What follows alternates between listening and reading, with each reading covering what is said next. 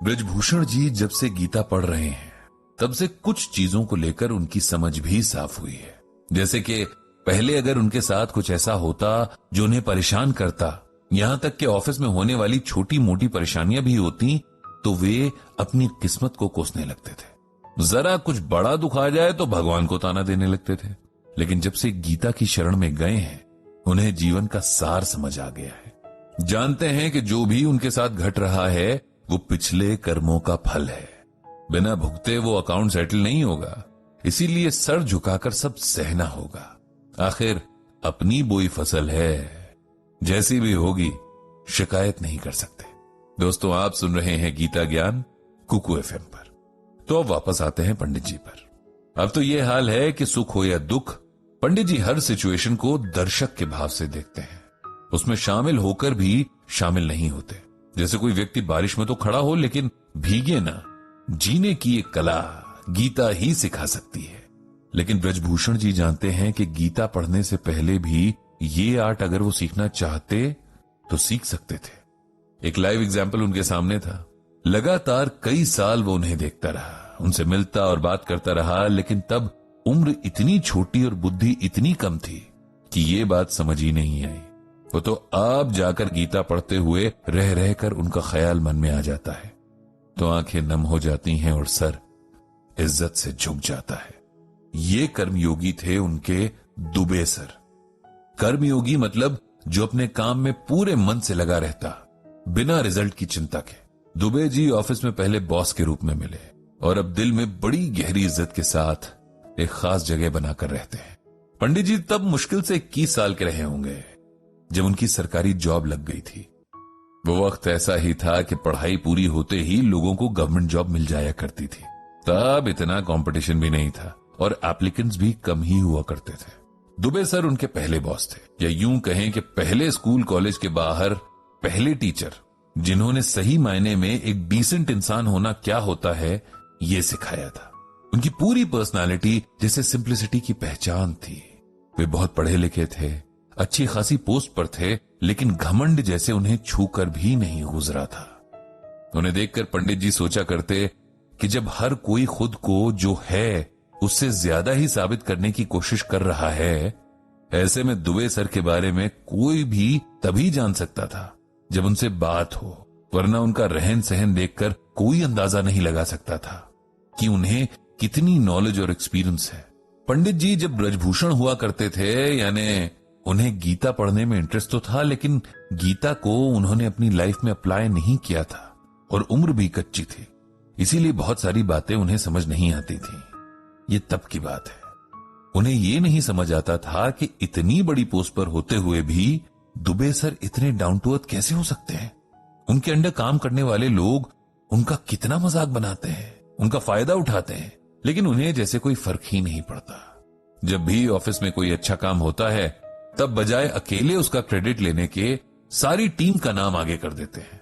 लोग हर एक बार एक ही झूठ बोलकर उनसे लीव साइन करवा लेते हैं, लेकिन वो जानकर भी अनजान बने रहते हैं। किसी के काम में गलती हो तब उसे डांटने के बजाय समझाने लगते हैं कि इस काम को ऐसे नहीं करना है।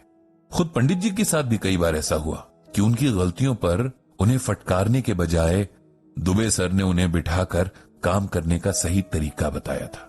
दुबे सर हर किसी से बड़े अपनेपन से मिलते थे, सबके सुख दुख पूछते थे, कई बार उन कामों में भी हेल्प कर देते थे जो उनके थे ही नहीं। पंडित जी को ये बातें बड़ी हैरान करती।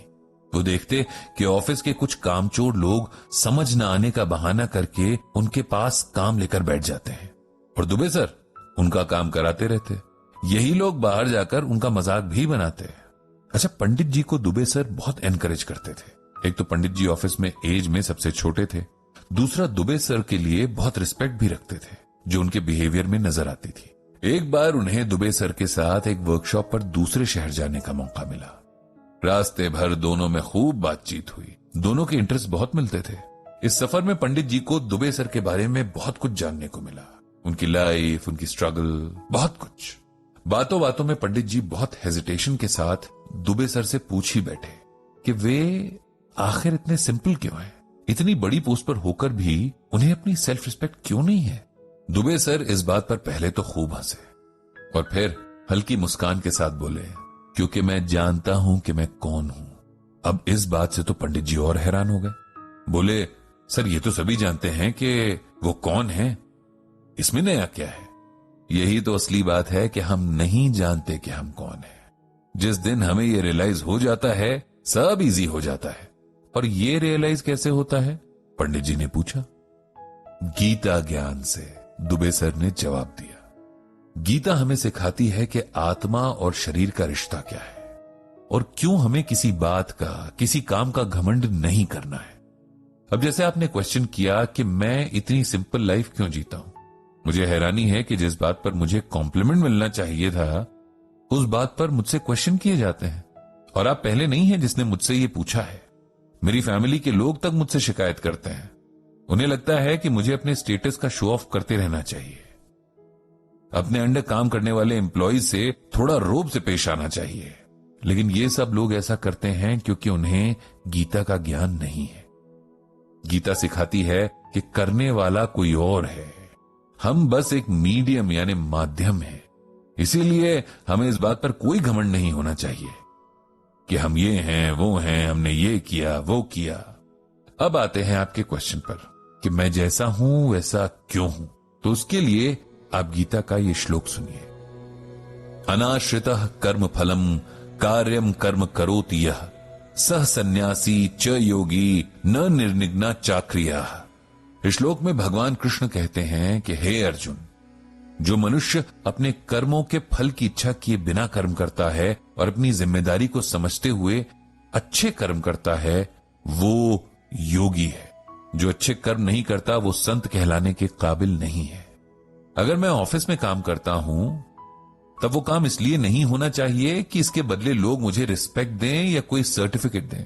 मुझे वो काम इसलिए करना है क्योंकि ये मेरी रिस्पॉन्सिबिलिटी है। यही बात अपनी फैमिली और सोसाइटी के लिए किए काम पर भी अप्लाई होती है। अगर मुझसे किसी ने हेल्प मांगी, चाहे किसी भी इंटेंशन से मांगी, मेरा कर्म है कि मैं अगर वो कर सकता हूं तो उसे हेल्प करूं और भूल जाऊं। जितना हो सके अच्छे कर्म करूं, ऐसे कर्म जिससे कोई हर्ट ना हो, किसी का बुरा ना हो। बस अगर इस छोटी सी बात को भी हम अपनी लाइफ का एम बना लें तो संत बन जाएंगे। गीता हमें यही सिखाती है। शायद यही वो मोमेंट था जब पंडित जी को सही मायने में गीता की तरफ मुड़ने का मोटिवेशन मिला। दुबे सर ने कितनी सिंप्लिसिटी के साथ इतने डीप मैसेज को समझा दिया था। अगर एक श्लोक इतना कुछ सिखा सकता है तो सोचिए पूरी गीता तो जाने क्या क्या सिखा देगी और हमें ये क्या से क्या बना देगी। पंडित जी को ये भी तभी समझ आ गया था कि इस टाइम की जरूरत गीता को एकदम सिंपल और प्रैक्टिकल लैंग्वेज में लोगों तक पहुंचाना है ताकि लोग इसे समझें और लाइफ में अप्लाई भी करें। दुबे सर के लिए पंडित जी के दिल में एक बहुत बड़ी जगह बन चुकी थी। वो उनके टीचर थे, ऐसे टीचर जिन्होंने जिंदगी जीने का सही मेथड बस एक श्लोक में समझाकर आगे की मीनिंगफुल लाइफ की राह दिखा दी थी। तो ये था गीता ज्ञान का एक और एपिसोड।